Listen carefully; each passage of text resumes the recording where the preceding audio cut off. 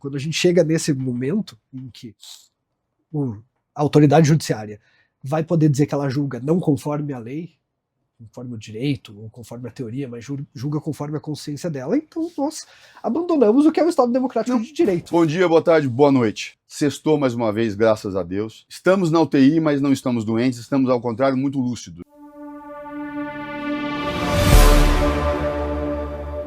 Hoje, eu tenho a alegria de trazer um amigo, que é meu xará, Caio, sim também, mestre em criminologia pela USP, doutorando em direito penal pela USP, um advogado de extrema competência e que veio aqui falar pra gente sobre uma gama de assuntos envolvendo o direito penal, política. O currículo dele, eu vou deixar que ele mesmo presente, como diz o Reinaldo Azevedo, fazer uma Wikipedia pessoal. Caio, obrigado por ter vindo, eu te agradeço muito, viu? Muitíssimo obrigado. É uma honra recebê-lo aqui, viu? E vamos bater um papo sobre isso aí. Sim, você pode fazer um resumo da sua formação? Claro. Bom, eu que agradeço em primeiro lugar, é uma honra estar aqui. Meu nome é Caio Patrício de Almeida, eu sou advogado criminalista, sou sócio do escritório Dieter Advogados, sou formado em Direito, fiz especialização em Criminologia e Política Criminal pelo ICPC do professor Juarez Cirino dos Santos, Instituto de Criminologia e Política Criminal, onde hoje, inclusive, eu sou professor. Sou mestre em Criminologia pela Faculdade de Direito da Universidade de São Paulo, a USP, e doutorando em Direito Penal pela mesma instituição. Sou também professor e coordenador da pós-graduação do Introcrim com o SEI e da pós-graduação em Ciências Penais da Faculdade de Pinhais. Bom, acho que isso é E a sua atuação? Resumo. Eu atuo como advogado essencialmente na área criminal. Nosso escritório é um escritório de direito penal, mas a gente atende eventualmente outros casos que são conexos, casos de responsabilidade civil, responsabilidade administrativa e direito penal em todas as suas formas. Muito embora o escritório atue muito em crimes econômicos, crimes ambientais, casos... trabalhamos também com assessoria para consultoria legislativa, mas pegamos casos de direito penal de todos os tipos de direito penal. Né? Entendo. Eu queria, assim, você sabe, a minha área é essencialmente o direito médico, né? E é uma oportunidade assim, especial que você aqui. E eu vou começar tentando te colocar numa encruzilhada para te dizer o seguinte. Uma das coisas que a gente tem muito hoje na área médica é o paciente que entra com uma ação indenizatória em face do médico, ou até antes, ele faz um boletim de ocorrência, pede a instauração de inquérito policial contra o médico, alegando a existência de infração penal, certo? Tá. Num primeiro momento, eu não estou me referindo àqueles delitos pertinentes, aqueles absurdos, por exemplo, de abuso sexual, coisas que não estão atreladas à medicina, certo? Sim. Diretamente. A relação médica foi só uma situação propícia ao crime. Sim. Tá. Agora, quando é que, na sua opinião, a imperícia do médico pode configurar ou gerar a necessidade de apuração de uma infração penal? Bem, acho que essa é uma questão muito interessante, porque existe um critério legal dentro da teoria do delito, dentro do direito penal. Isso é uma questão que foi muito debatida e que me parece bastante resolvida, mas que ela não é tão verificada na prática. É muito comum, eu já me deparei com vários casos de erros médicos ou suspeita de erro médico, acusação de erro médico, que é criminalizado como uma forma de você gerar uma alavancagem em outros processos por outras áreas. Perfeito. E acho que isso é um problema muito grande e é algo que nós estamos falando aqui especificamente dos crimes que são praticados por profissionais da saúde no exercício da profissão, mas isso é uma tendência problemática do direito penal como um todo. Ele se converter em uma muleta para amparar outras pretensões das pessoas, fazendo uso do aparato repressivo do Estado para ir atrás dos direitos individuais delas. E isso muitas vezes é feito assim, completamente ao arrepio da lei, assim, completamente contrário a tudo que o direito penal nos traz e nos coloca como sendo o que classifica, o que configura um crime culposo. Bom, então, só para endereçar a sua questão, nós não estamos falando aqui dos crimes que são praticados, crimes dolosos em geral, praticados por médicos que às vezes fazem uso da profissão como meio para praticar o crime. A gente está falando do crime culposo, do crime imprudente, né, que decorre de algum erro na atuação profissional. Perfeito. Nesse caso, para você trabalhar a imputação, para você dizer que alguém tem responsabilidade penal por um crime imprudente, você tem que ter uma conjugação de duas esferas. Primeiro, o desvalor da ação, a ação que a pessoa praticou, e esse é o ponto mais relevante de todos. A ação que a pessoa praticou tem que preencher certos requisitos legais, requisitos dogmáticos, para que você possa dizer que essa ação é passível de responsabilização, e o resultado que gera dessa ação também tem que ser um resultado desvalorado, um resultado lesivo, certo? Então é possível que uma ação seja completamente desvalorada, seja uma ação imperita, problemática, que não gere um resultado e isso não vai gerar uma responsabilização. Né? Assim, a pessoa fez tudo errado durante uma cirurgia, mas deu certo. No final das contas, teve uma intervenção divina, não teve resultado negativo nenhum para o paciente. Isso não é um crime imprudente. E também é perfeitamente possível o inverso, em que o resultado é ruim, a pessoa sofre uma lesão, vai a óbito, algo nesse sentido, mas a atuação do médico, muito embora tenha causado isso, ela foi uma atuação correta, tecnicamente correta. Então é possível você ter o desvalor do resultado sem o desvalor da ação. Só existe crime culposo quando os dois estão presentes. E o ponto central nessa análise, o que distingue o que é um erro qualquer de um erro com uma possibilidade de responsabilização criminal, é que uma ação criminalmente relevante, ela tem que ser uma ação, primeiro, que viola um dever de cuidado, e depois, que cria um risco proibido. O que isso significa, né? Para tentar esclarecer isso e não cair muito num jargão jurídico. Violar um dever de cuidado significa qualquer forma de descumprimento de alguma regra, de uma normativa, de uma orientação. E criar um risco proibido, embora essas coisas se pareçam, elas não se confundem, é quando, além de violar esse dever, isso aconteceu em uma situação na qual você não estava autorizado a fazer isso, numa situação em que era proibido gerar esse tipo de risco. Se essas duas categorias estiverem presentes na ação do médico, se você puder identificar isso, ou seja, o cara chegou embriagado para fazer uma cirurgia, pegar um exemplo bem assim... Absurdo. Bem, uma coisa bem mas fora... um ótimo exemplo, um ótimo exemplo, Mas que deixe muito claro, ele teria que estar sóbrio, certo? Ele não poderia estar sob aquelas condições, e ao longo da cirurgia comete erros. Esses erros... Que delito...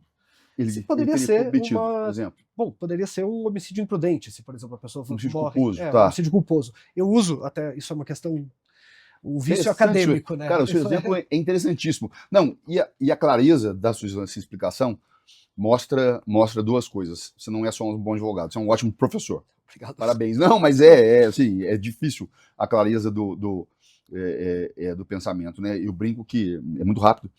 E no diálogo Teteto de Platão, Teteto pergunta a Sócrates se ele sabe o que é o pensamento.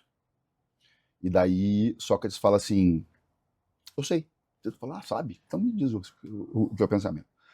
E ele fala assim, o pensamento é um diálogo que a alma tem consigo própria sobre determinado objeto sobre a qual ela coloca a sua atenção. Ou seja, eu tinha até um professor, na época, de filosofia, que dizia o seguinte, que ele foi pegar um ônibus para Piruíbe. E ele deu o sinal, aí ele entrou no ônibus e pensou assim, essa merda está fedendo. Ou seja, foi um diálogo com ele. Dele. Então, a posição desse meu professor na época, ela dizia o seguinte, a mesma matéria-prima que você tem para pensar é para falar. Então, aquela pessoa que diz eu sei o que é, mas não sei explicar, ela tem que tomar um Rivotril. Sim. Você deve estar nervosa. Né? E muita gente se defende usando assim, Santo Agostinho. No capítulo 11 das Confissões, ele diz, né, quando estou em silêncio, eu sei o que é o tempo. Quando me perguntam, não sei mais. Então o pessoal fala, é conversa. Isso aí é conversa. Não tem Santo Agostinho. Ou você, se você sabe, porque é a mesma matéria-prima. Né? Se você não consegue falar, porque você não consegue organizar o seu pensamento. Mas assim, e desculpa, era só uma forma de fundamentar o meu elogio. Tá? Concordo completamente, acho que assim, uma pessoa que domina o tema é alguém que sabe explicar o tema, sabe transformar ele em algo mais acessível. E eu espero... Né? Eu tenho um pouco de vício por ser professor mais de pós-graduação e viver muito no campo jurídico, eu acabo tendo um vício de, às vezes, trazer Mas isso é muito bom, isso né, é a marca e da diferença entre o conhecimento e a informação. Uma das marcas, né? Você tem várias, mas eu ainda, né, numa época de extrema. Eu brinco, eu vejo lá assim, meus filhos,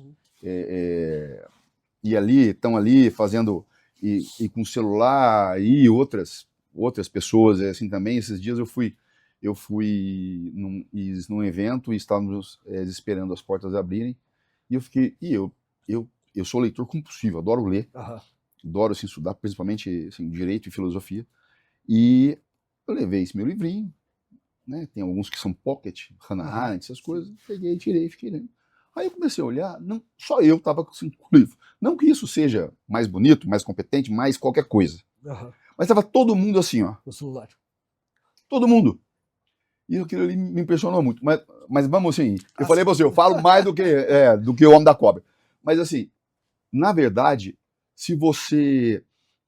então, eu queria que você continuasse a explicação no sentido de o médico chega desembriagado, né? Sim. Vamos retomar daí. O médico chega desembriagado. Concordo, uma coisa, o paciente morre, realmente foi um dever absurdo, foi uma violação desse dever de cuidados absurdo. Mas a partir daí, eu vou te fazer uma outra pergunta. O termo iatrogenia, na medicina, ele tem um sentido, e no direito médico ele tem outro. A iatrogenia assim, seria o evento médico imprevisível e inevitável, mas mesmo quando previsível e inevitável. Sim. Né? Então, num caso em que o médico ele pratica uma ação, certo?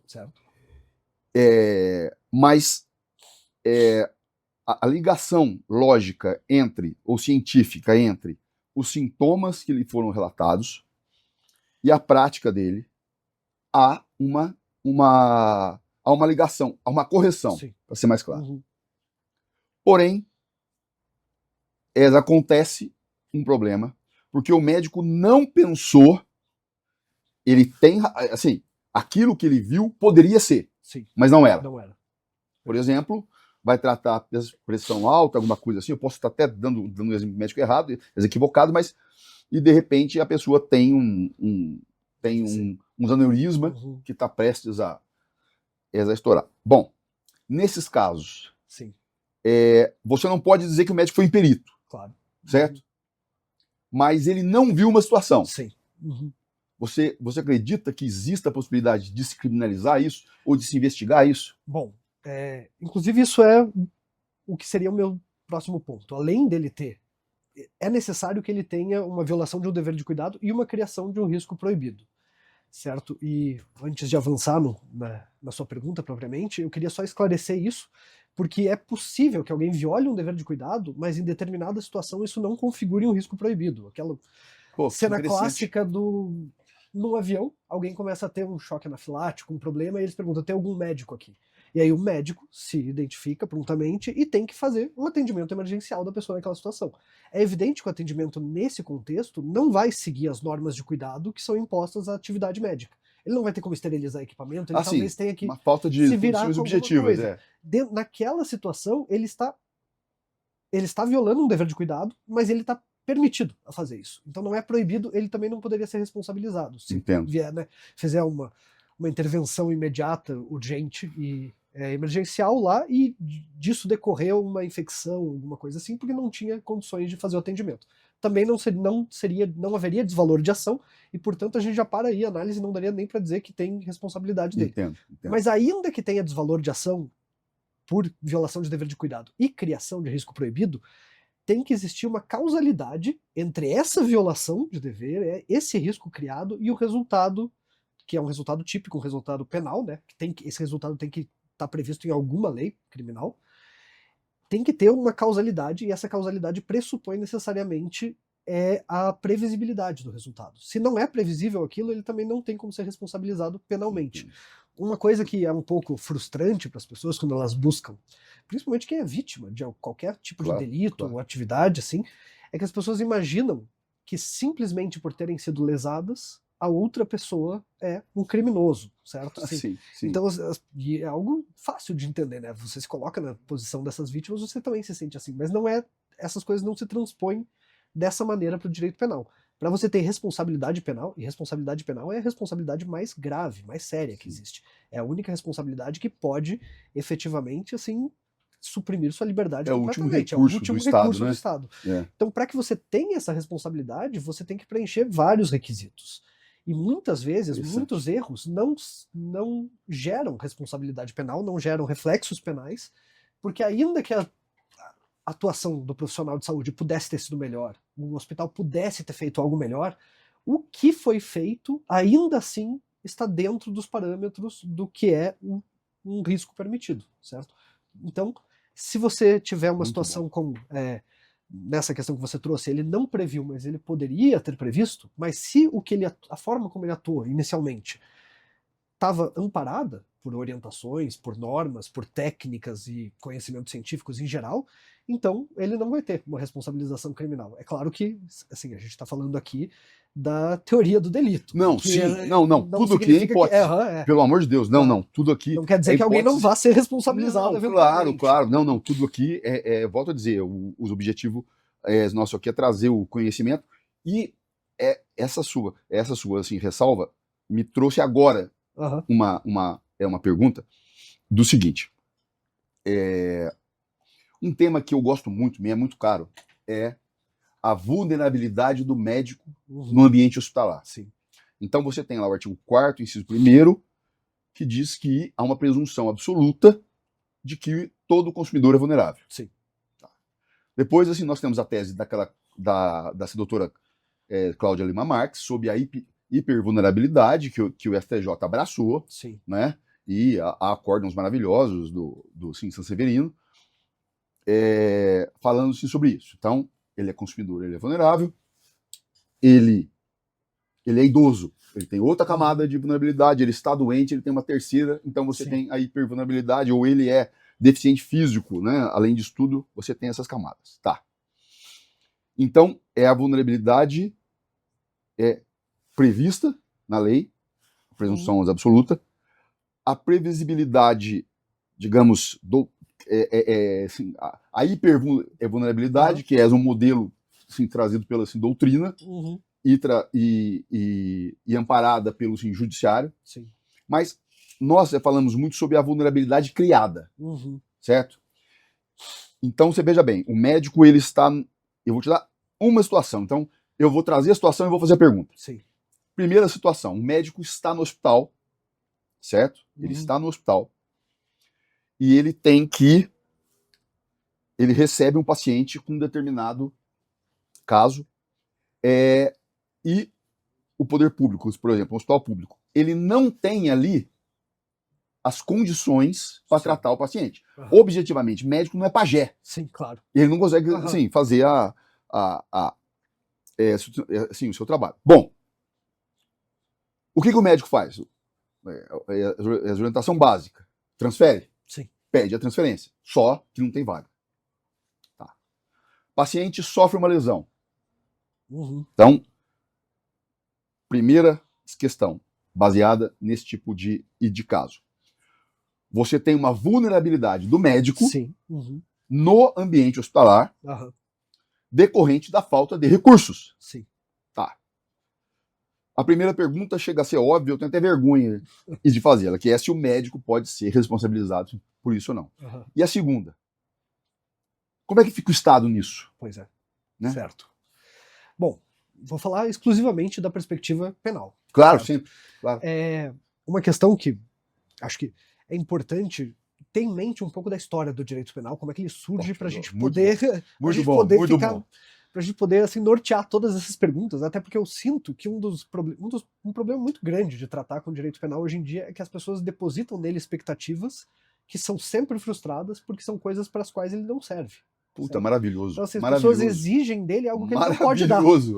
E muitas vezes, e eu entendo essa vontade que as pessoas têm de se sentirem mais tuteladas e amparadas por esse braço mais forte do Estado, mas ele não atua dessa forma. No final das contas, o direito penal ele vai surgir menos a favor do Estado e mais a favor do cidadão contra o Estado. Né? É um processo histórico que vai ter, assim, nós podemos tomar como um marco inicial assim, o iluminismo, certo? Para poder falar do início dos princípios do direito penal. E ele está sempre preocupado em evitar que as pessoas sejam punidas com a maior gravidade possível por atos que dos quais elas não são responsáveis ou não podiam evitar, porque você transforme o sujeito, que é um sujeito de direito, é um cidadão, por mais que seja acusado de um crime, em uma espécie de bode expiatório onde vai ser depositada a responsabilidade que às vezes não é dele, às vezes, como nesse exemplo, é do Estado. Então o direito penal, acima de tudo, ele serve para delimitar a responsabilidade individual e intransferível das pessoas. E não para compensar problemas estruturais, problemas maiores. E esse é uma grande questão dele, é que ele não consegue avançar em cima dessas questões estruturais. Então, nesse contexto, o médico, numa situação em que ele não tem à sua disposição os meios necessários para a prática da sua profissão, ele não pode ser responsabilizado por isso, se os resultados lesivos forem tributários a isso, forem tributários a essa falta de meios. Sim. De outro lado, apesar do Estado ter uma responsabilidade civil, administrativa, nesse caso, ele também não teria penal. O direito penal não consegue trabalhar, apesar da gente ter assim, discussões dogmáticas sobre responsabilização de pessoa jurídica, ele não consegue dar respostas muito satisfatórias a esses casos. Porque, no final das contas, o direito penal é o produto de um processo histórico da formação de um Estado moderno contra um Estado totalitário, absolutista. Perfeito. Então, assim, ele está tentando, algo que eu acho que tem que sempre ficar em mente, é que esses direitos e garantias, eles são resultado de conquistas históricas, eles são lutas que as pessoas tiveram para não serem subjugadas pelo poder punitivo. E quando a gente tenta abandonar isso, a gente perde um pouco do que é o direito penal. E muitas vezes, quando se busca punição a empresas, punição a instituições, ou até mesmo, em alguns casos extremos, embora não tenha visto nenhuma construção teórica suficiente para isso, uma punição de um agente estatal ou de uma instituição, a gente acaba meio que abandonando o direito penal, ele perde as suas feições, ele deixa de ser o que ele é e ele acaba se convertendo em uma outra instância de direito administrativo. Porque você vai punir como essas pessoas que não têm uma liberdade a ser privada, né? As pessoas jurídicas, as instituições. Você vai dar punições administrativas. Punições que são muito semelhantes às administrativas. Sim.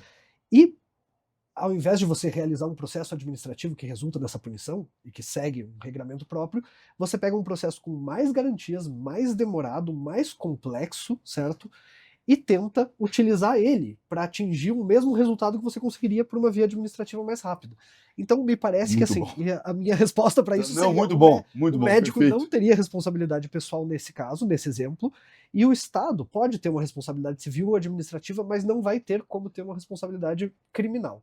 E mesmo uma pessoa jurídica, pela nossa lei, pessoas jurídicas só podem ser responsabilizadas penalmente por crimes ambientais. Então, mesmo que seja uma instituição privada fazendo a gestão hospitalar, ela também não teria esse tipo de responsabilidade. A menos que a gente estivesse falando de um crime ambiental. Aí seria possível trabalhar isso. Mas outra pergunta que pode parecer equivocada ou inadequada. Pensando no aspecto estrutural, certo? Pensando realmente no aspecto estrutural do Estado. Você tem por exemplo, você consegue provar um caso de corrupção de um secretário de saúde ou de um prefeito. Hoje em dia, você deve isso conhecer, a imprensa é fértil nisso, casos de OS, né, que entram no município, na verdade, a função é outra e nós não precisamos entrar nisso aqui. Bom, e de repente aquilo é provado. E nesse processo está envolvido, por exemplo, um secretário de saúde que participou da improbidade, foi condenado. Tá. Só que isso que ele fez causou a falta de insumos ou maquinário no hospital e pessoas faleceram. É possível fazer um link criminal? É possível. É possível, sim. Mas como se daria? Assim, eu sei de onde sai, eu sei onde chega, mas eu não sei o caminho. Nesse caso, a gente teria até... Eu não conheço um caso concreto na área de saúde, mas eu conheço com outras questões. Inclusive, teve casos de condenação na Corte Interamericana de Direitos Humanos contra o Brasil, quando você tem figuras de gestores públicos cuja atuação, seja por improbidade ou até mesmo por uma omissão grosseira, vão resultar na prática de diversos outros crimes. Então teve um caso muito famoso, que gerou 2 condenações no Brasil, que foi no Espírito Santo, quando a Secretaria de Segurança Pública, diante da escassez de vagas no sistema penitenciário, colocou um monte de containers no pátio do presídio, pôs as pessoas lá dentro, no Espírito Santo, lugar Meu assim, Deus que do céu. não é fresquinho, assim, É colocou as pessoas lá verdade, sem é. nenhuma ventilação, e teve um número de óbitos absurdo e muito rápido. E isso foi uma questão em que eles responsabilizaram assim, não teve a responsabilização interna, até porque isso é requisito para você levar para a Corte Interamericana dos Direitos Humanos, Sim. de Direitos Humanos, mas houve a responsabilização do Brasil porque os gestores teriam praticado crimes. E aí seria uma outra figura. Não é Sim. nem propriamente o crime doloso, porque a gente está falando das consequências indiretas, né?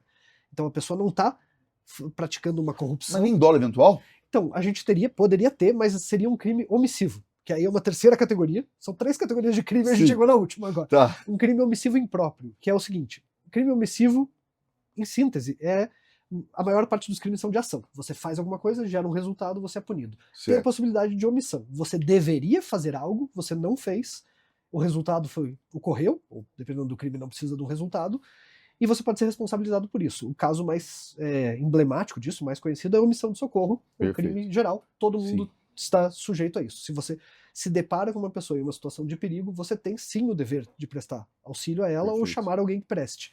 Mas existe uma outra categoria que são os chamados homicídios impróprios, que são crimes que só respondem às pessoas que são consideradas garantidores do direito de terceiro, que é fundamentalmente quem é o responsável jurídico ou legal por direitos de terceiros ou até mesmo por direitos difusos. O Código Penal tem 3 categorias de quem são esses garantidores, que é basicamente quem assume o risco legalmente, juridicamente ou contratualmente, quem por conta da sua profissão cria o risco e assume o dever de lidar contra ele, ou quem propositalmente, dolosamente, cria o risco. Então, o que isso significa nesses casos? Que dependendo da posição do cargo que uma pessoa exerce, ela não apenas tem o dever de auxiliar os outros, mas ela tem o dever de proteger essas pessoas de certas coisas. E se ela não fizer, se ela não cumprir o dever de proteção dela, o dever de garantia que ela tem, ela responde como se ela tivesse praticado o crime. Então, um exemplo mais simples disso, que é um exemplo de manual, é o salva-vidas na praia. Salva-vidas na praia, quando ele vê uma pessoa se afogando, se ele disser, sei lá, não vou atender ele, tá frio hoje, não vou entrar na água, não quero entrar na água, ele não vai responder por omissão de socorro. Se a pessoa morrer, ele vai responder pelo homicídio, por omissão imprópria, como se ele tivesse matado. Porque ele tinha o dever disso. E uma das categorias que assume esse dever são justamente os profissionais de saúde. Eles são uma das formas de garantidor. A partir do momento que ele está numa intervenção pela saúde do paciente, ele se torna o garantidor disso. Significa que ele tem o dever de fazer o que está à disposição dele para tentar, né, atuar melhorando a saúde da pessoa, preservando a saúde e a vida dela. Se ele se omite, e essa omissão aí é dolosa, assim, se ele, né, sem dúvida alguma, claro. Fiquei cansado, ou não, já fiz 2 cirurgias, hoje não vou fazer outra. E ele decide ir tomar um café e a pessoa vai a óbito, ele poderia responder nessa situação por uma omissão imprópria, como se ele tivesse praticado homicídio. E aí daria pra gente falar que é um dolo eventual. E aí dá pra gente transpor isso para cargos mais elevados. A partir do momento que uma pessoa pratica algum ato ilícito, um ilícito administrativo, uma corrupção, uma improbidade, que vai gerar escassez de recursos, desde que ela tenha consciência disso. Entendo, certo? claro, entendo plenamente. Tem que ser alguma coisa assim, no sentido de ela saber que ela está desviando o dinheiro da saúde, normalmente não é algo difícil de provar, né? E por conta desse desvio você teve uma falta de insumos básicos, alguma coisa assim, isso causou mortes, daria sim para se cogitar uma possibilidade de omissão. Isso é maravilhoso, eu te agradeço muito. E uma outra pergunta que me surgiu agora, mas eu gostaria antes, era de fazer uma ressalva. O que eu quero dizer agora é uma prática que é comum, é inegável, quem é da área médica sabe disso, mas eu não estou dizendo que é algo corriqueiro, algo comum e muito menos praticado por todos os médicos. Mas para quem já trabalhou no meio empresarial médico, isso, ou mesmo no Estado, né, não vou dizer principalmente para não parecer preconceituoso com o Estado, eu queria que todo mundo entendesse isso. A pergunta é sobre uma realidade que existe. Não dá para, né, como diz a parêmia conhecida, todo mundo tem direito à opinião, mas não tem direito aos próprios fatos. Caio, o que eu quero dizer é o seguinte, é muito comum, certo? E eu conheço muitos médicos que vão tirar plantão, vão fazer um plantão médico, e chega lá, você tem 4 médicos, por exemplo, no plantão. Sim. PS ali, Polícia Militar da Saúde, estão ali para pegar, como a gente chama, é a porta. Sim. E muitos médicos, e eu volto a dizer, não são todos os médicos, pelo amor de Deus. É uma minoria, eu sei disso. Mas o médico, eles estão lá e falam assim, ó, é o seguinte, eu tirei plantão ontem, tô cansado. Sim. Nós vamos fazer o seguinte, vamos revezar. 2 ficam aqui e 2 vão dormir. Depois a gente troca. E vai. Tá. Aí você tem uma espera de 2h30 no pronto-socorro. Sim. Tem 2 ali atendendo e 2 ali assim dormindo. Tecnicamente o plantão tem 4. Sim. Mas só 2 estão atuando. É. Certo? Eu digo o seguinte, tem 4 em espírito, mas tem 2 em corpo. Tá. Numa dessa, a demora do atendimento, desse caso, a pessoa falece ou tem uma grave lesão. O que o direito penal tem a dizer assim, sobre isso? Da sua opinião, claro.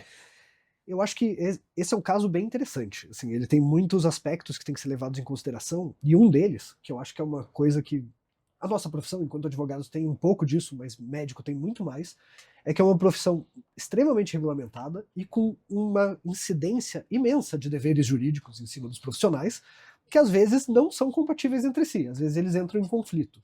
E tem certas, e a exigência de como deve ser a atuação ética profissional dos médicos, dos profissionais de saúde em geral, ela é extremamente elevada em relação a outras profissões. Sim, e eu queria só assim, jogar uma claro, pimenta aí nas minhas perguntas.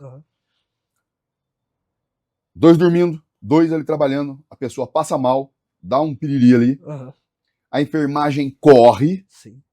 E fala assim, doutor, corre lá que deu porcaria.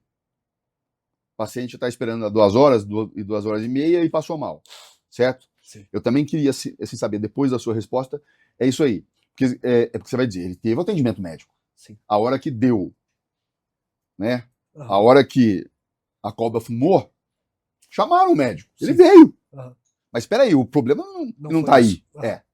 Continue, por favor. Não, eu entendi a linha de raciocínio que você está... Pelo menos acho que eu entendi. Não, eu tenho certeza que você entendeu. O que é isso? Eu acho que é uma questão um pouco complicada, porque muitas vezes... Até me lembro um caso concreto que nós atendemos não faz muito tempo no escritório, em que você tinha uma dificuldade nos atendimentos, não era nem de plantões, era da escala geral de um hospital, que resultava não do trabalho dos médicos, mas de um problema da administração. Era uma administração terceirizada que fazia o agendamento deles e criava agendas que não batiam. Não tinha como os médicos atenderem naqueles horários. Entendo. Às vezes porque ele atuava em outra unidade, ou às vezes porque ele até já não estava atuando em outra unidade, mas eles queriam que ele se teletransportasse para essa, sabe? O cara entra em 5 minutos depois que ele saiu do outro. E eram hospitais vinculados entre si, então algo que eles poderiam resolver. E não foi nenhum caso que gerou nenhum tipo de resultado trágico, nenhum acidente, nem nada, mas ele aconteceu muito antes disso, de chegar nisso. E a gente teria que tentar identificar, então, nessa situação, primeiro, se teve essa criação de risco proibido, violação de dever de cuidado, qual foi esse risco, esse dever violado, e se eles foram determinantes para esse resultado. E dependendo da situação, isso é algo que tem que ser ponderado sempre, né, porque o direito penal não pode exigir das pessoas algo que elas não têm como fazer. Né. Tem uma fala de um jurista alemão, acho que foi na década de 60 que ele disse isso, Hans Welzel, um dos mais importantes para a teoria do delito, que ele criticava a falta de apego que os juristas que antecederam ele, que foram juristas do nazismo. Do Reich, então assim, completamente comprometidos com justificar e legitimar juridicamente qualquer coisa que fosse feito, e eles tinham um completo desapego com a realidade. Ele falava, vocês, se quiserem, podem criminalizar uma mulher grávida por não ter parido um filho aos 6 meses de gestação, porque para vocês nada importa. E a fala dele que ficou famosa é que os dados da realidade concreta, os dados ontológicos, têm que ser determinantes para o direito penal. Se uma pessoa é forçada a fazer 36, 40, 72 horas de plantão, essa pessoa precisa dormir em algum momento, certo? Por mais que ela... Mas isso é proibido pelo SINCRM. Isso. Bom. Pelo CFM é proibido 12 horas. Por outro lado. Não. Sim. Isso aí já é uma outra coisa que eu queria dizer o seguinte: existe uma normatização pertinente ao tempo de plantão.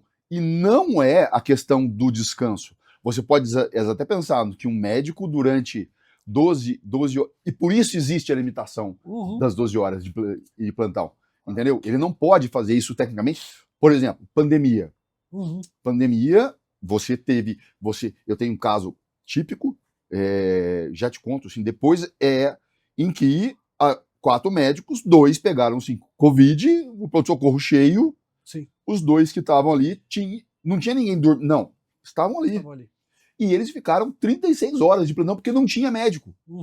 Né? E depois, quando um foi descansar 10 minutos, aconteceu um caso que eu te conto depois, mas voltando à sua questão.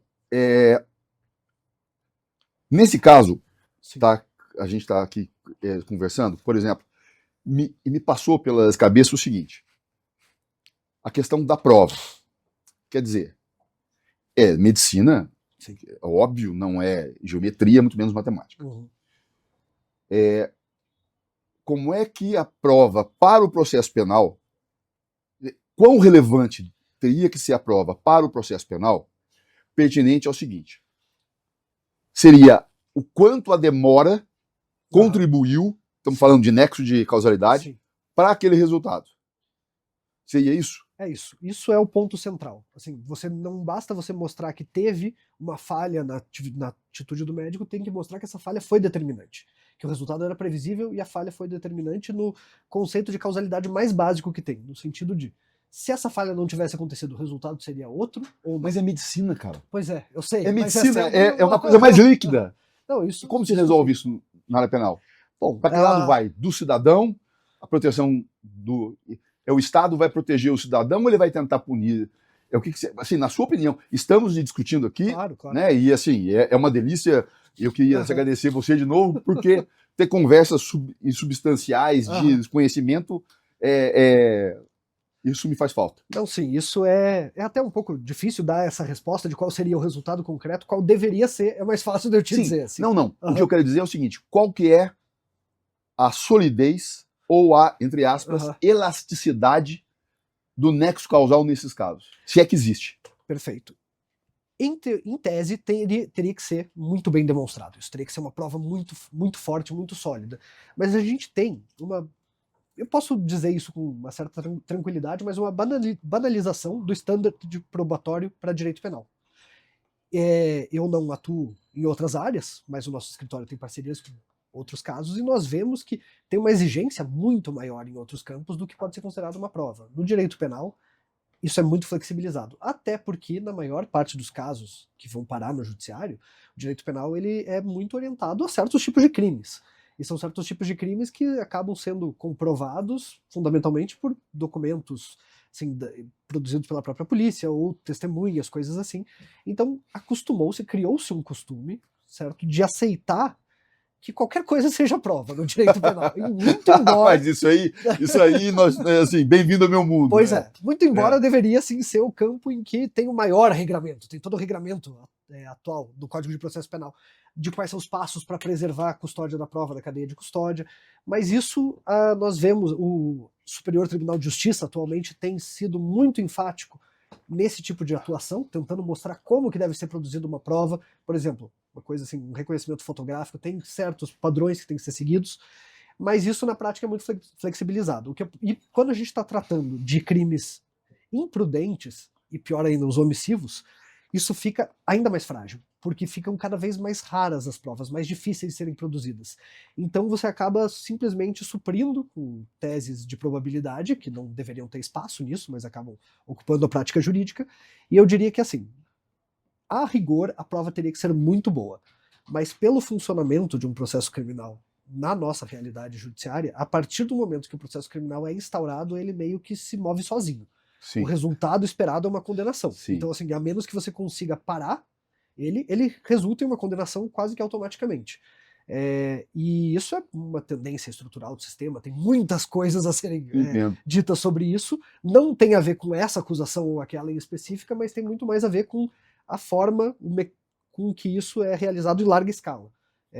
Como nós temos no processo penal, a acusação é, na grande maioria dos casos, uma atuação exclusiva do Ministério Público, ele é o titular da ação penal pública.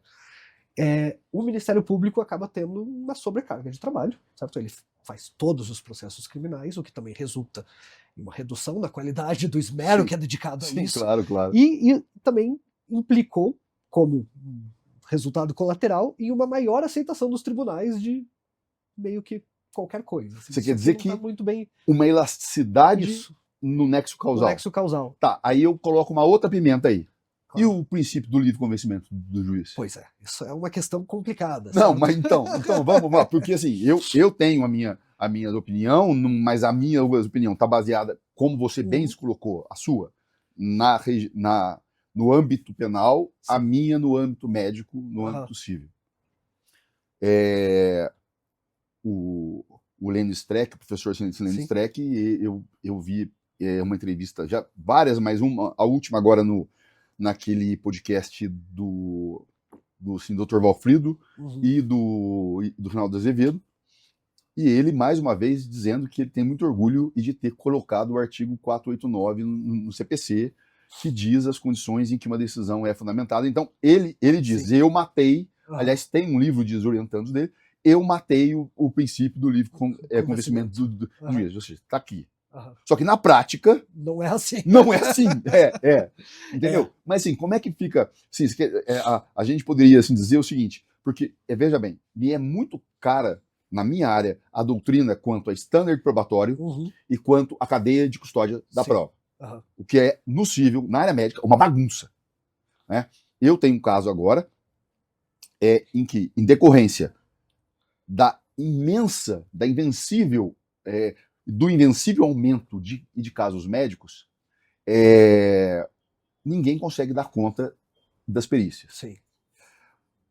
O CPC novo proibiu aquela legitimidade, ele retirou do juiz a legitimidade do ato de nomear um perito que fosse da confiança do juiz. Sim. Você tem lá os artigos que trazem, ele tem que apresentar o currículo com uma especialidade, e se tiver mais de uma especialidade desenvolvida, tem que ter mais de um perito. Mas nesse caso, lá aqui do interior paulista, um caso de ginecologia, não se consegue o perito em ginecologia, até porque assim, também tem uma carga imensa, ele nomeou um ortopedista. Estamos falando de standard probatório, certo? O ortopedista vem e diz assim, não, eu sou capaz de fazer isso aqui porque eu tenho colegas que vão me ajudar para fazer a perícia. Falei, ótimo, excelência. Então, senhor, traz essas pessoas aqui. Sim. Elas são nomeadas peritas junto com o perito e todo mundo assume a responsabilidade. Sim. Porque o problema aqui é o seguinte, em processo não tem palpite. Eu não consigo controlar, né? Porque, assim, eu já disse, eu falo mais que o homem da cobra. É assim, se você pensar que o direito à prova, além de ser constitucional, é um direito complexo, o direito a pedir a prova, o direito à admissão da prova, né, respeitada a lei, o direito à produção da prova, o direito à participação na produção da prova, o direito à manifestação sobre o produto da prova e o direito a uma valoração adequada da prova. Esse caso lá do interior paulista jogou tudo no lixo desde o início. Assim, talvez, salvo o direito a pedir a prova, o resto virou derby, Corinthians e Palmeiras, assim, não é um absurdo, né? Então, veja bem, como é que fica para o direito sim, penal sempre, né? Não estou saindo dele. Essa questão não só porque para mim aqui existe uma ilegitimidade absurda da prova. sabe aquela assim, diferença entre prova ilícita e prova assim, legítima? Uhum. Né? Como é que você vê isso? Bom, eu acho Se que fosse na área penal. eu acho que a gente comunga desse mesmo problema. De fato, tem o livre convencimento, ele acaba sendo quase como um fundamento coringa, assim, que é utilizado para você Coringa, transformar em ótimo, qualquer perfeito, coisa. cara. Assim, você Perfeito, tira da Caio, manga perfeito. ele para confrontar uma prova, às vezes uma prova técnica, muitas vezes uma prova técnica que o juiz não tem como confrontar, certo? Porque você vai fazer em casos de crimes contra a vida, crimes que deixam crimes materiais, crimes que têm resultado naturalístico, eles exigem pelo Código de Processo Penal uma prova pericial sobre o resultado. Então, se a gente está falando de um homicídio, você tem que ter um exame de corpo de delito, você tem que ter um laudo de necrópsia, você tem que identificar as causas da morte. Se, por qualquer razão, o juiz quiser discordar dessa prova, a rigor ele não teria como, certo? Ele não tem o conhecimento técnico, ele não fez a análise, ele tem uma foto Perfeito. da foto que foi tirada pro laudo. Assim. Então, assim, ele Tá. já tá, não é só uma fonte indireta, como assim, uma coisa muito distante dele. E muitas vezes o que nós vemos na prática, e até uma das razões pelas quais atualmente tem tido uma queda de braço muito grande entre o Superior Tribunal de Justiça e os tribunais de justiça dos estados, porque os tribunais de justiça costumam divergir não todos, mas o de São Paulo especialmente, ele diverge muito mais que os demais, divergir da jurisprudência consolidada e argumentam a independência de julgado magistrado e o livre convencimento motivado do juiz. E argumenta-se que esse livre convencimento não seria arbitrário porque ele tem balizas na lei. Por exemplo, o juiz não pode condenar apenas com base em elementos do inquérito policial. Esses elementos têm que ser submetidos ao contraditório durante o processo penal. Então, se ele só tem, assim, um caso de tráfico de drogas, você só tem um laudo de constatação da droga lá no início e não tem nada depois disso, em tese não poderia ter a condenação. Um parênteses, mesmo que ele diga os elementos probatórios do inquérito são substanciais Isso. ao ponto de eu me convencer. Isso. Ele não poderia, certo? Ele teria que, no mínimo, submeter esses elementos ao contraditório, então tem que ter um crivo, né, submetendo eles à defesa também, para que você possa trabalhar em cima desses elementos. E, claro, né, você tem provas irrepetíveis, que não tem como você ficar produzindo ao longo de um processo, mas, em geral, essa é uma regra, uma baliza básica do processo penal. Só que isso é muito pouco. É realmente muito pouco. Porque basta claro, o mínimo esforço do julgador ou da acusação para submeter as mesmas provas que são feitas, o mesmo depoimento da vítima, do policial que fez a ocorrência, vai aparecer no processo criminal. A mesma coisa. Ele vai sentar lá e reproduzir aquilo que ele disse. O que foi feito, você vai trazer as perícias, se possível refazer o que tiver que ser refeito. Mas isso é muito pouco. Não existe uma prova tarifada, e não sei nem se isso seria uma possibilidade no nosso regime constitucional, as provas não têm valor maior ou menor, embora a gente tenha uma infame súmula que foi editada pelo Tribunal de Justiça do Rio de Janeiro, que colocava criou uma prova tarifada à sua forma, que ele dava uma maior peso à declaração do agente policial do que à declaração de pessoas civis. Então, assim, eles criaram uma forma de prova tarifária, isso foi bastante polêmico, foi um assunto grande no direito penal. E assim...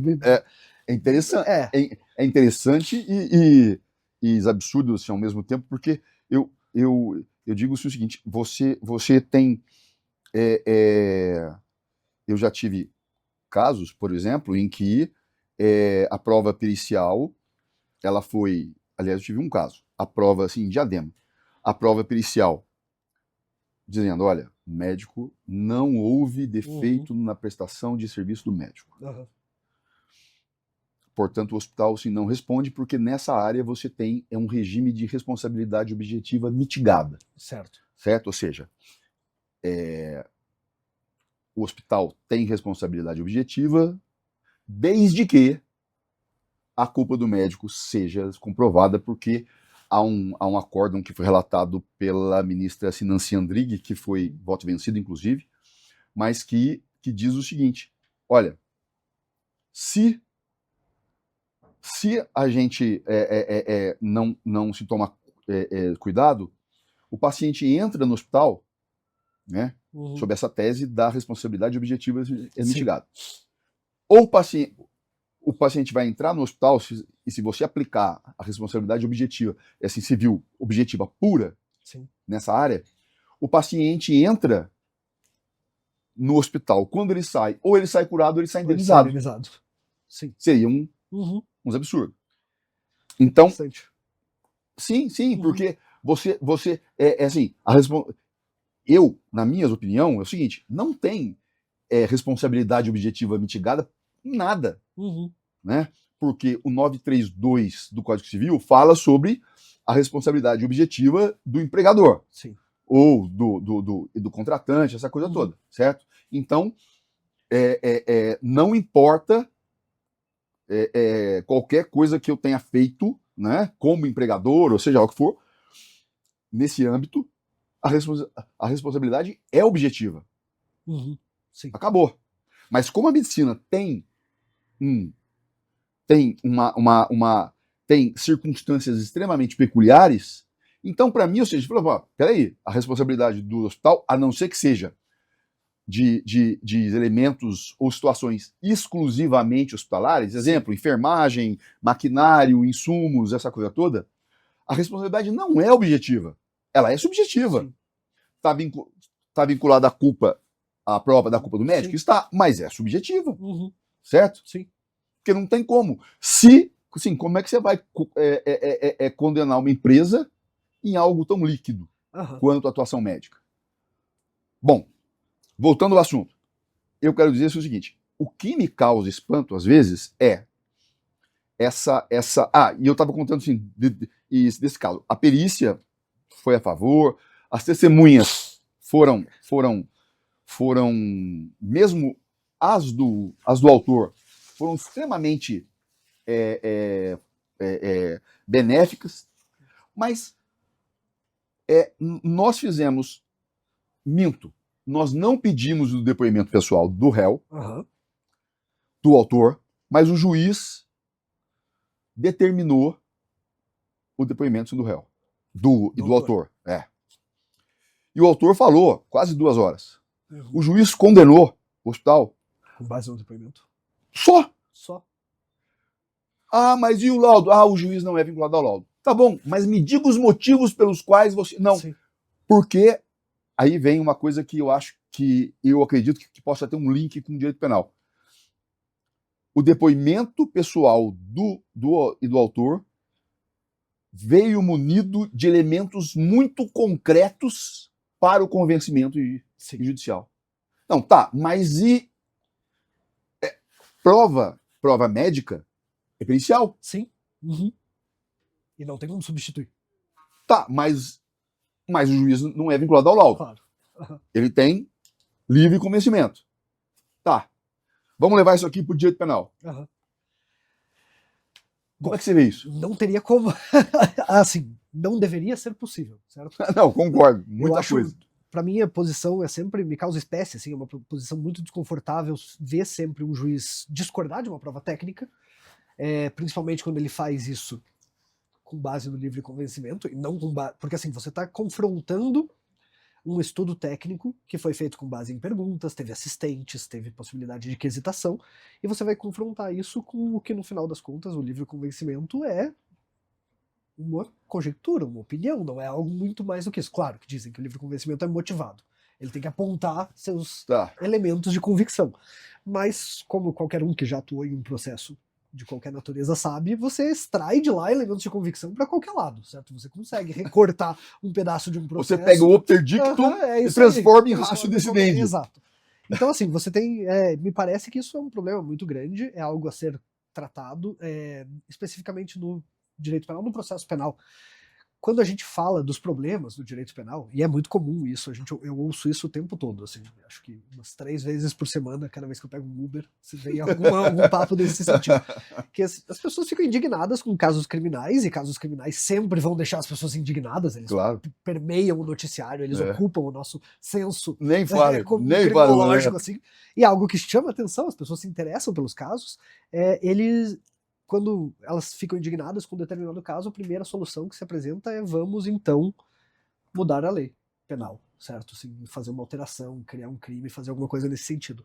E, sem entrar no mérito dessa discussão, uma questão que nunca aparece é sobre as leis processuais penais. Eu acho que nós temos uma tendência muito grande do judiciário de passar por cima. E não é algo só que eu acho, tem um autor, um criminólogo americano chamado Richard Queeny, escreveu em conjunto com outro chamado Austin Turk, que eles falam que existe uma tendência natural das autoridades julgadoras de, diante da ausência de resistência daquele que está sendo julgado, de atropelarem gradativamente os seus direitos e garantias. Isso é algo quase como natural do sistema, é mais fácil. Se a pessoa não reclama os direitos dela, se ela não busca assim, a observância das suas garantias, é fácil você passar por cima, é mais rápido de julgar, você vai chegar mais, vai bater mais fácil as metas do CNJ e assim por diante. Então, algo que me surpreende é como os debates do processo penal não acabam se espalhando da mesma forma como acontece com os debates do direito penal. E eu acho que esse ponto do não, mas, pô, e a questão da prova técnica, ele é algo que nós precisamos muito tratar com grande seriedade, porque, como eu mencionei, o Superior Tribunal de Justiça, principalmente nos últimos 4 anos, tem construído uma jurisprudência bastante legalista, que não aceita violações às determinações de como devem ser produzidas provas técnicas do Código de Processo Penal. Mas essa jurisprudência, que acabou sendo consolidada na 5ª e na 6ª turma, então na 3ª sessão, que é a sessão criminal, ela já está sendo desconstruída pelo STF. Eles já estão flexibilizando.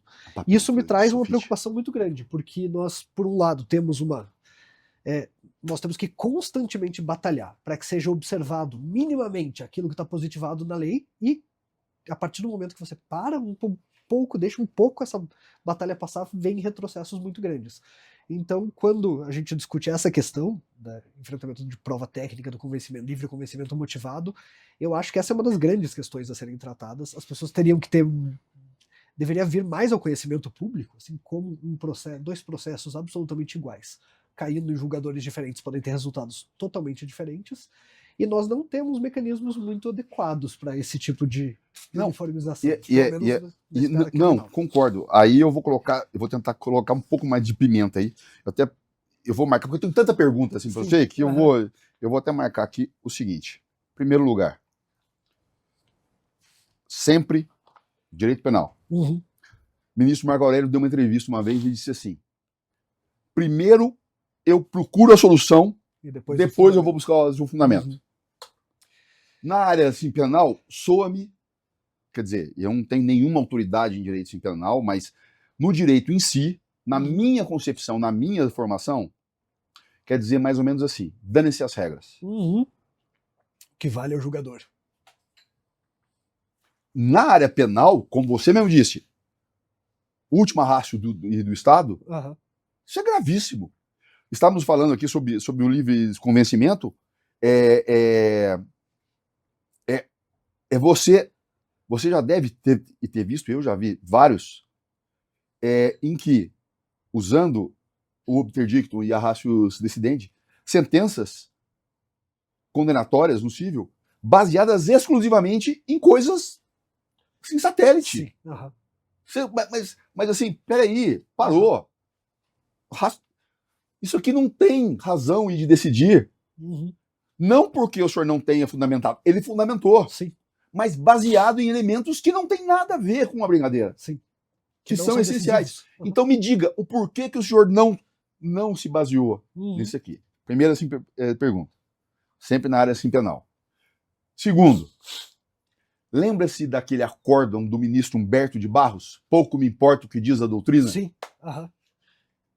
Que ele fundamenta no requisito de notório conhecimento jurídico. Não, ele fundamenta decido conforme a minha consciência. Pois e aí, no penal, o juiz decide conforme a consciência, condena o cara, mete o cara em cana. E daí? Pois é.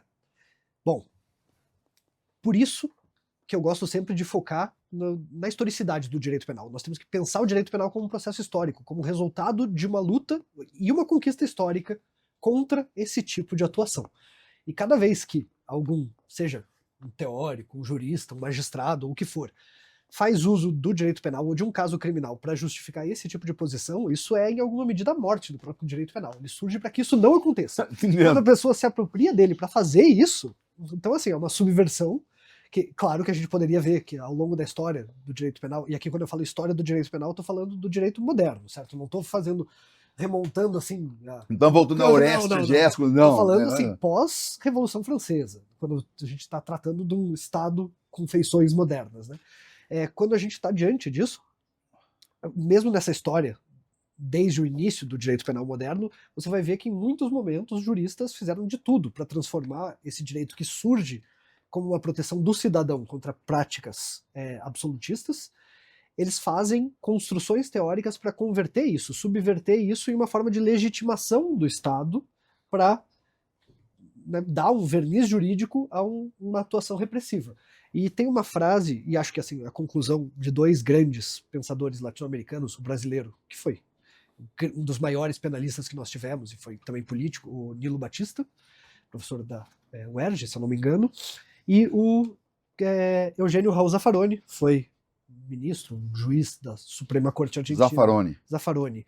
Eles têm livros em conjunto, e os dois trabalham direito penal, mas também com criminologia, e uma concepção a qual eles chegam, que eles apresentam de uma forma que eu acho assim incrível, notável, porque é muito bem escrita, assim, um talento poético que só o Nilo Batista tem, na minha opinião, é que você tentar transformar o direito em uma forma de legitimar a atuação repressiva estatal não faz sentido, porque o Estado não precisa disso. Toda vez que o direito some, o Estado faz o que ele quer, certo? Assim, você não precisa usar o direito para legitimar isso.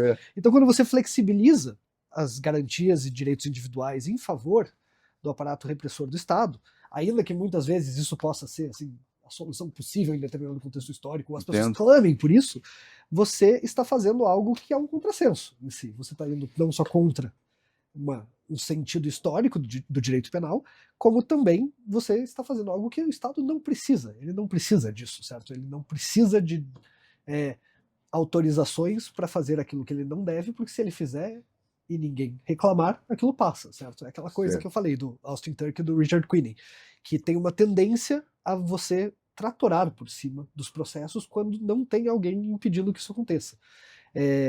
Então, ao meu ver, esse é o ponto. Quando a gente chega nesse momento em que a autoridade judiciária vai poder dizer que ela julga não conforme a lei, conforme o direito, ou conforme a teoria, mas julga conforme a consciência dela, então nós abandonamos o que é o Estado democrático de direito. Você não acha, usando a tese do Lennon Streck, a gente já chegou, está caminhando para um positivismo judiciário? Pois é. Na linha do Kelsey. Sim, e eu ouvi isso sendo elaborado de outra forma, por advogados reclamando que, falando de uma transformação, eu advogo há mais ou menos 14 anos agora, falando de uma transformação relativamente recente, em que antigamente, quando você fundamentava, na minha área, né, não sei em outras áreas, quando você ia fundamentar algum pedido, você trazia lá a doutrina, falava sobre isso, fazia elucubrações. Hoje em dia é jurisprudência e só. E como a jurisprudência existe para todos os lados, se você pegar o próprio STJ, duas turmas criminais, quinta e sexta, elas vão discordar de quase tudo. Hoje em dia a gente está caminhando,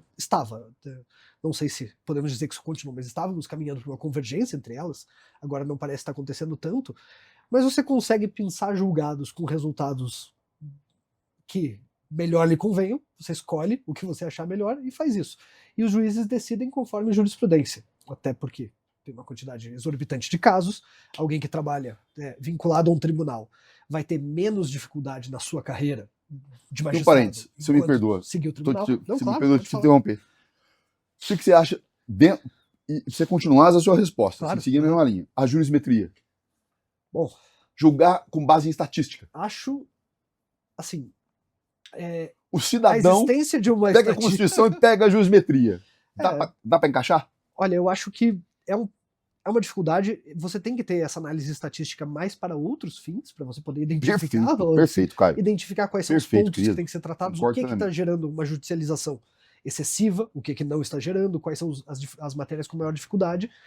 Mas isso acontece bastante, assim, e como eu falei, você tem julgado, tem uma insegurança jurídica muito grande em matérias que são muito simples, em matérias que você esperaria que já tivessem sido resolvidas.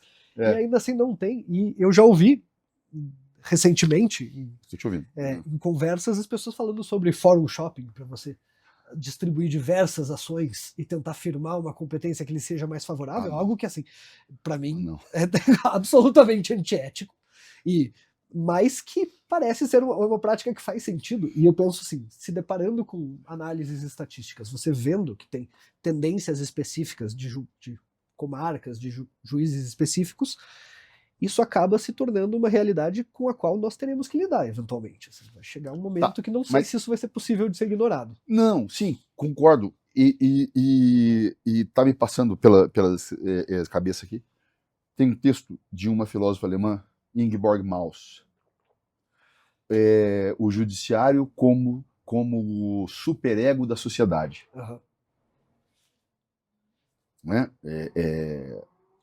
Ou seja, a questão, a primeira assim, questão dela é no momento em que um tribunal tem a legitimidade para interpretar moralmente a Constituição e sair um pouco da regra, da norma que está ali, Sim. entre aspas, porque eu vou fazer a divisão de princípios e regras, tá? Isso aí é complicado. Em segundo lugar, é mais fácil exemplificar com uma situação. Eu não tenho convicção do meu direito, mas eu entro na justiça. Se o juiz me deu ganho de causa, eu tô certo. Ele virou superego da sociedade. Quem separa o certo do errado, ou o legal do ilegal, é o juiz e não tecnicamente a norma. E você tem, né, assim, o maior exemplo de lógica assim, jurídica, estrutura assim, da norma é o direito penal. Né? Eu brinco. O artigo 389 do Código Civil diz: não pagou, não cumpriu obrigação na data do vencimento, juros e coisa monetária. Antecedente fático e consequência assim, jurídica. Matar alguém. Matou. Pena tanto. Pena tanto. Tá. Aí eu vou trazer para a nossa assim, discussão aqui o conceito de norma subdividido em regras e princípios. A professora assim, Teresa Rudalvin, ela tem um livro sobre assim, direito jurisprudencial e assim, que ela diz assim, ó, existe aquela área jurisprudencial, área de aplicação e do direito que é mais líquida. Exemplo, direito de família. Altamente líquido, você mexe com coisa. Existem outras que são já mais sólidas, direito penal e tributário, por exemplo. Tá. Existe no Brasil uma invasão. Então, assim, complementando, o direito penal e o tributário são baseados em regras, não em princípios. Certo? Por exemplo, o objetivo. Tá. Aonde é que os princípios entram no direito penal? Porque se você for julgar ilícito penal com base em norma, em princípios, são altamente conceitos indeterminados, como que o direito penal vê isso? Como que trabalha com isso? Bom, me parece que aqui talvez essa fala seja encaminhada a um público mais técnico dentro sim, não, mas a ideia é essa. Mas me parece que todas as vezes que houve uma apropriação por juízes em casos penais de teoria da justiça, filosofia do direito, para trabalhar com a questão de ponderação de princípios, falar de Alexis, falar de Dworkin, o resultado é sempre catastrófico. Porque a maior parte, como você muito bem apontou agora, a maior parte dos princípios do direito penal são estruturados como regras. Ninguém será preso senão por condenação transitada em julgado. O princípio da presunção de inocência é uma regra. É uma regra concordo. Só que ele tem uma dimensão principiológica que antecede a sua positivação e ele foi positivado enquanto regra. Mas a lógica dele é de regra. É de regra. Ele foi positivado enquanto regra. Mas a gente teria princípios que não foram. Muito bom. E que aí eles são orientados, muitas vezes, menos ao cidadão e mais ao legislador e ao julgador. Por exemplo, um princípio que é um princípio básico do direito penal, mas que você não vai encontrar ele positivado em quase nenhum ordenamento, que é o princípio da lesividade. Para que seja crime, não basta ter uma lei dizendo que é crime, ele tem que ofender um bem jurídico. Tem tradições no common law, a gente tem lá desde do John Stuart Mill e do... Perfeito. Do John Stuart Mill, principalmente, quando ele desenvolve harm principle, né? Crime é só, quer dizer, a lesão penalmente relevante teria que afetar alguém, teria que ter uma afetação de um terceiro. E isso se traduz no direito do civil law, né, o nosso direito europeu continental e brasileiro, como o princípio da lesividade. Que vamos dar um exemplo prático? Sim. Para ter um crime, para que qualquer coisa seja transformada em crime, seja criminalizada, você tem que ter algum bem jurídico, e bem jurídico é um conceito muito disputado, muito fluido, não é algo simples, assim, eu poderia passar horas falando sobre isso, mas basicamente você tem que estar protegendo alguma coisa. A norma não pode ser só repressiva, ela tem que ter uma dimensão protetora, certo?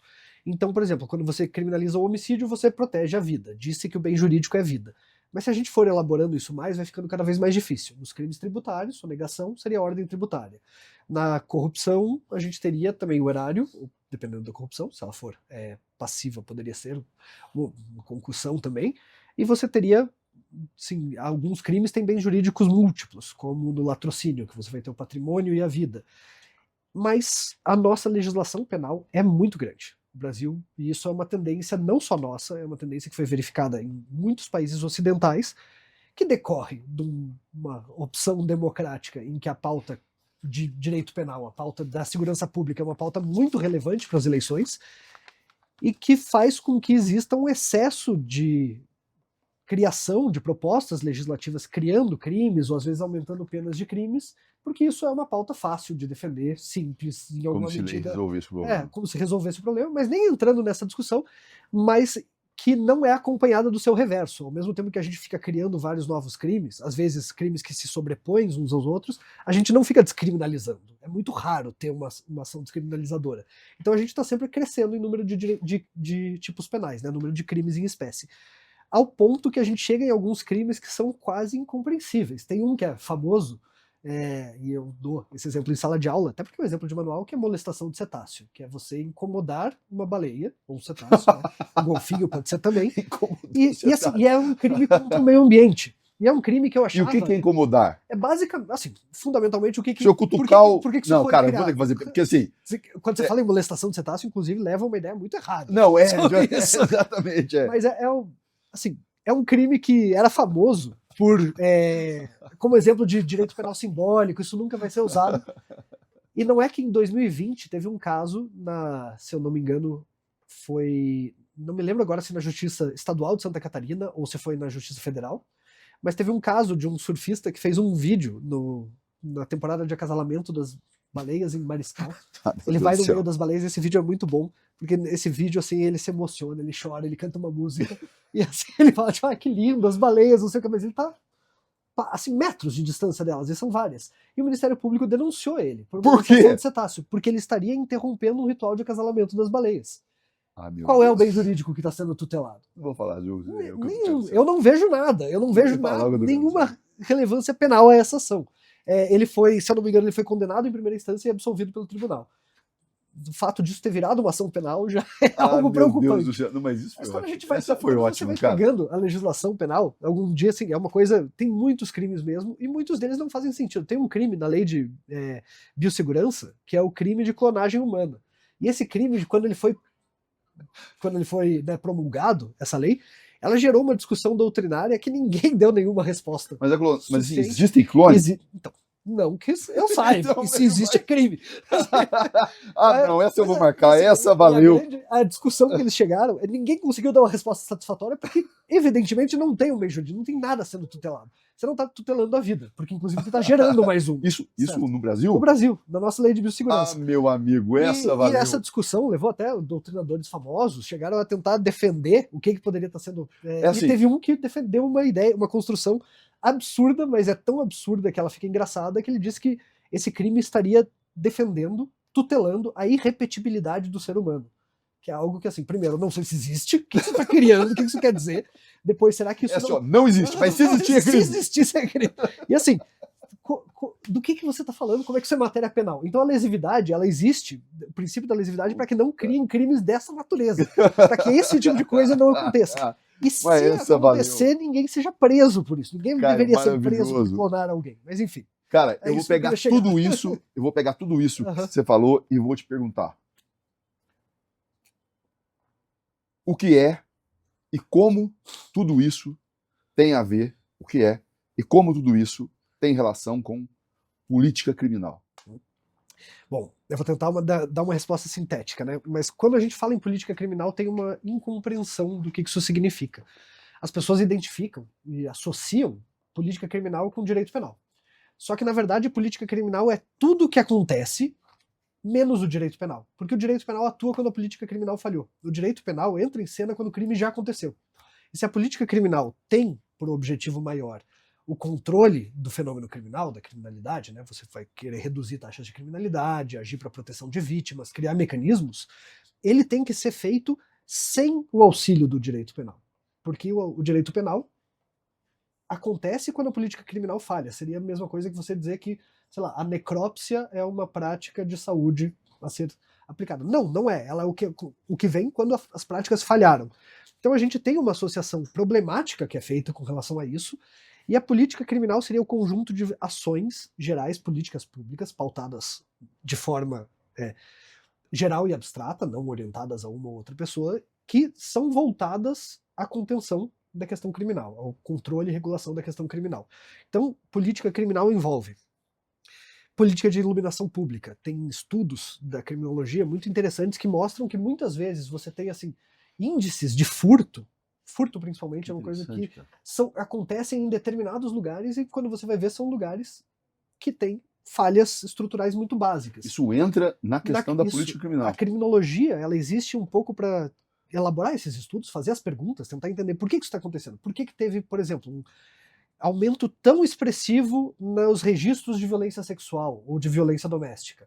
Você tem que trabalhar todas as hipóteses nisso. Um bom estudo criminológico vai te dar respostas, às vezes possibilidades de respostas, e a política criminal tem que trabalhar em cima disso, porque uma política que pretende transformar um objeto, o primeiro passo dela é entender esse objeto. Se ela não compreende o objeto, ela está só fazendo um chute. E a política criminal tem que ser desenvolvida dessa forma e não incluir nela o direito penal. Porque o direito penal é o que vem quando ela falha. O direito penal, tem muitas discussões sobre isso, qual seria a função real dele, para que ele serve efetivamente, mas o único consenso que pode ser construído nisso é que ele não serve para fazer política criminal. Ele serve para atuar quando ela falhou. Né? E por conta disso, quando a gente fala em política criminal, a gente tem que tentar. Claro que o direito penal sempre vai pautar um pouco a política criminal, porque é no direito penal que a gente define o que são os crimes, quais são as penas, a gente vai criar toda a questão da execução penal, das penitenciárias, que são questões de política criminal. Mas mais do que isso, a gente tem que pensar em uma política criminal preventiva e uma política criminal, um conceito que é utilizado na criminologia, que é uma política criminal positiva. Porque muitas vezes você aposta em uma política criminal que pode parecer funcionar, mas ela é necessariamente negativa nos seus efeitos. Então, por exemplo, um exemplo de uma política criminal negativa nos seus efeitos e irracional, além de tudo. Quando teve na cidade do Rio de Janeiro, teve um caso há bastante tempo, de uma mulher que foi estuprada em uma van, não sei se você conhece bem o Rio, mas ele tem esse problema de integração do transporte público oficial com o transporte público extraoficial. Lá você tem regiões que têm vans que operam como se transporte público fossem e não são. São serviços privados, muitas vezes com influências de grupos, de organizações e assim por diante.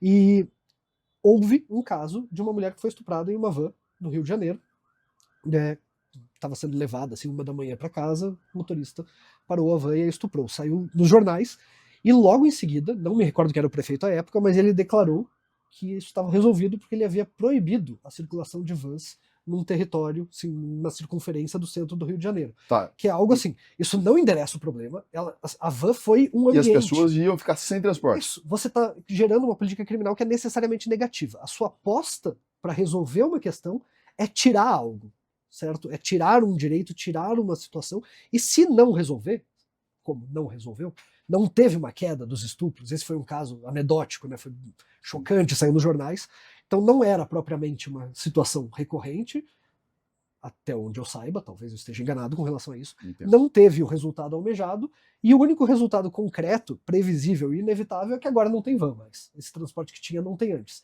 Então isso é uma política criminal negativa, ela trabalha retirando coisas, retirando direitos, piorando. Uma política criminal positiva, ela tenta trabalhar no sentido oposto. Essa questão que eu falei da iluminação pública, você pode identificar, eu sei que aqui na região do Glicério tem umas ruas que são focos de furtos, de crimes patrimoniais, e são conhecidas.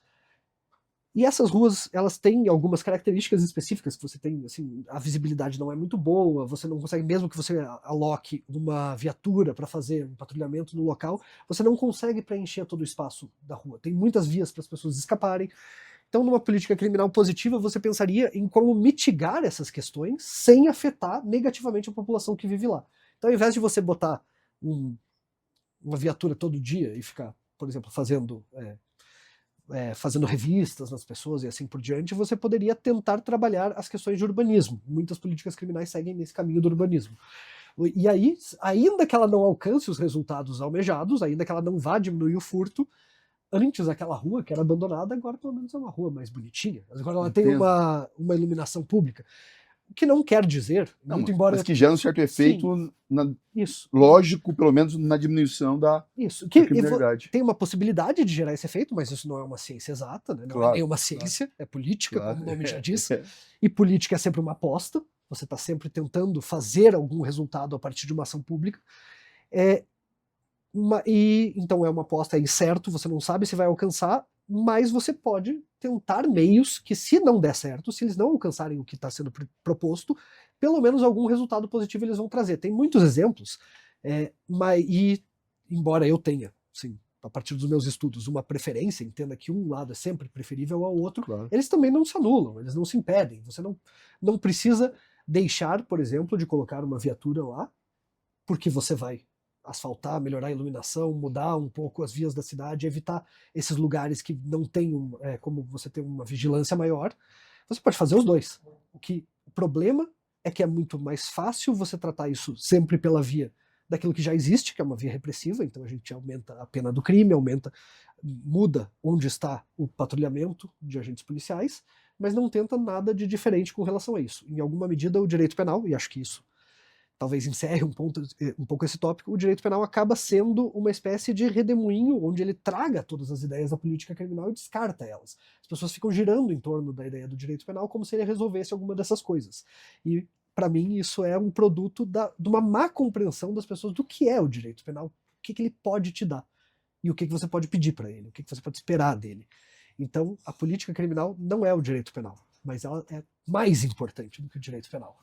Assim, perfeito, cara. Pô, para não dizer brilhante.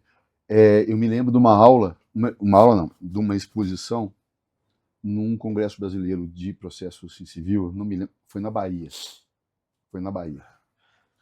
O pessoal, as pessoas mais voltadas à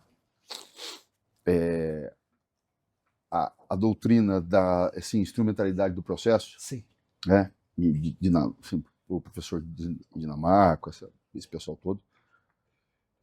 O PEDAC tem especial, esse cara aí, pelo PEDAC. Bom, eles expuseram, isso na Bahia, eles expuseram a similaridade do processo em toda a sua, né, o brilhantismo do pessoal lá, o Yarshall. Bom, o Calmon de Passos, o professor Calmon de Passos, entra, senta e fala assim: o processo civil, no macro, não pode nada. No macro, só a política pode. O processo resolve o micro. Então, dizer para mim que escopo jurídico, social e político do processo é conversa. O processo não resolve nada no micro. Então, se você pegar a polícia, o processo penal, o processo criminal, o inquérito policial, eu interpreto os seus dizeres nesse ponto. Sim, é isso mesmo. Dizendo o seguinte: olha, o processo do micro, no macro, ele não pode nada. Então não me venham com o escopo político e social do processo, porque não dá. É político, não é jurídico. É como você falou, embora e tem um romance muito bom do Goethe, aquele autor alemão, que se chama Afinidades Eletivas, e todo mundo usa essa expressão. Existe uma afinidade eletiva entre a política e criminal e a realidade criminal, digamos assim, o direito penal, certo? Mas são afinidades eletivas, sim, né? Em que esse aqui, vamos ser sinceros, depende muito mais desse, sim, né? Então, eu te pergunto, hoje é uma pergunta sincera agora, embora eu me envergonhe da minha ignorância. Quem é o responsável pela política criminal? Bom, isso é na nossa organização federativa, isso é um pouco complicado, né? Porque a política criminal ela é feita fundamentalmente pelos estados, em tese, porque os estados comandam as polícias. Apesar de existir uma polícia federal, ela tem uma competência determinada para crimes específicos e proteção dos interesses da União. Então a gente poderia dizer que quem tem a maior possibilidade de atuação na política criminal dos entes federados são os estados. Depois deles seriam os municípios. Porque Tá, mas qual órgão... vamos parar aqui no estado. Sim. Qual órgão seria o responsável por isso? Dentro do estado? Eu colocaria a Secretaria de Segurança Pública. Ela tem a gestão dos recursos para pensar a política criminal, mas isso não exclui a possibilidade de pensar uma política criminal em outras esferas também, mas seria a Secretaria Me dá um de Segurança exemplo Pública. em outra esfera. Por exemplo, você tem... É possível ter uma política criminal de âmbito nacional, certo? Você não precisa necessariamente recorrer à segurança pública, à gestão da polícia ou dos órgãos de persecução, mas você pode estabelecer diretrizes para uma política criminal de âmbito nacional. Quem fez isso, até de uma forma completamente inusitada, foi o Lewandowski, com a instituição das audiências de custódia, que confunde um pouco, porque a gente está falando de execução penal, mas foi uma política criminal, porque ela estava atendendo a problemas específicos da questão da gestão penitenciária, que é uma questão criminal. Assim, as nossas penitenciárias são, isso é uma frase batida, mas não deixa de ser verdade, por isso que elas são universidades do crime, elas são, porque é de lá que são gestadas e as organizações, as facções criminosas, e as facções existem porque elas precisam das penitenciárias, é lá que elas arregimentam novas pessoas, é lá que a operação tem início. Então, quando você tem uma questão como a superlotação dos presídios, um excesso de presos provisórios que ocupam vagas que não estão sendo, que às vezes deveriam ser preenchidas por pessoas com condenações já transitadas em julgado, que acabam não sendo recolhidas, não tem nenhuma pressa de recolher para prisão, até porque não tem vaga. Então, isso foi uma forma de criar uma política criminal em larga escala. Mas não é a única, certo? A gente teve, com a alteração da lei de drogas, na 11343 de 2006, a gente teve a introdução da figura do usuário, foi também uma questão de política criminal nacional. Nos estados, a gente tem uma possibilidade de gestão da política criminal mais próxima da gestão das polícias e do controle dos recursos de inteligência. Mas também, então, na Secretaria Pública dos Estados, você teria várias possibilidades de atuação, mas também teria nos municípios. E aí, voltando na questão do minha pergunta. urbanismo. E no município? O município, ele tem um potencial muito grande de trabalhar com política criminal, que é muitas vezes ignorado. Mas na minha perspectiva, muito embora isso seja difícil de transpor para a realidade, os municípios, por serem os diretamente interessados, eles teriam que ter as melhores pesquisas de estatísticas criminais, que não é o que acontece. Mas quem deveria te dizer onde está acontecendo o maior indício de furto? É o município. É o município. Claro que a gente tem hoje em dia essas estatísticas, alguns estados têm estatísticas muito boas, mas alguns são supridos por instituições do terceiro setor, certo? Você tem ONGs produzindo essas estatísticas que, ao meu ver, deveriam ser produzidas pelos municípios. Porque o município tinha que identificar quais são os focos, os polos de criminalidade. E a partir daí começar a se questionar por quê? Por que aqui acontece tanto isso?